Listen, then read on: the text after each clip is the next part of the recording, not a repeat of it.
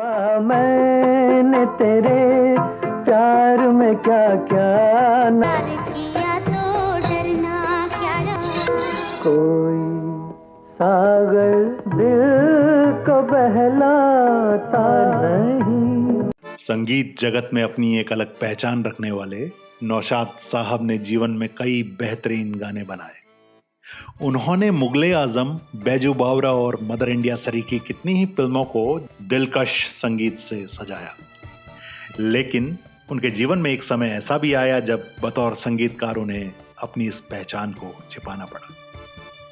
इतना ही नहीं, अपनी पहचान छिपाने के बाद उन्हें खुद को दर्जी बताना पड़ा था।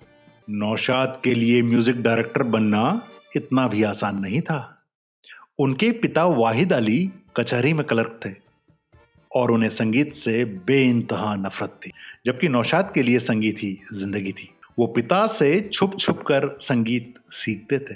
एक दिन पिता ने उन्हें रंगे हाथों पकड़ लिया। उन्होंने नौशाद के सामने शर्त रखी कि या तो मुझे चुनो या फिर संगीत को। नौशाद ने संगीत को चुना और हारमोनियम लेकर सन 1937 में 19 साल की उम्र में बंबई अपनी किस्मत आजमाने आ गए। सन 1944 में नौशाद के संगीत निर्देशन में फिल्म रतन के गाने सुपरहिट साबित हुए, जिसके बाद उनकी 35 फिल्में सिल्वर जुबली, 12 गोल्डन जुबली और वहीं 3 फिल्मों ने डायमंड जुबली मनाई। 40 के दशक में फिल्मों से जुड़े लोगों को समाज में अच्छी नजर से नहीं देखा जाता था। नौशाद साहब के पिता अपने बेटे की शादी के लिए एक उपयुक्त लड़की की तलाश कर रहे थे, लेकिन शादी की बात जब जब चलती तो कोई उन्हें इसलिए बेटी देने को तैयार नहीं होता था कि लड़का तो फिल्मों में संगीतकार है। आखिरकार नौशाद के पिता वाहिद अली को लोगों को यह बताना पड़ा कि उनका बेटा संगीतकार नहीं बल्कि मुंबई में दर्जी का काम करता है। आखिरकार एक जगह रिश्ता पक्का हो गया। इत्तेफाक देखिए, लखनऊ में जब बारात लड़की के घर पहुंची, उस घर में लाउड स्पीकर पर उस समय की सुपरहिट फिल्म रतन का गाना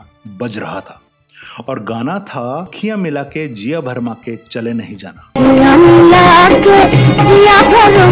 नौशाद साहब के होने वाले ससुर ने जैसे ही गाना सुना तो एकदम से भड़क गए और बोल पड़े, ऐसे गानों ने ही तो समाज को बर्बाद कर दिया है, जूते मारने चाहिए ऐसे गाने बनाने वालों को।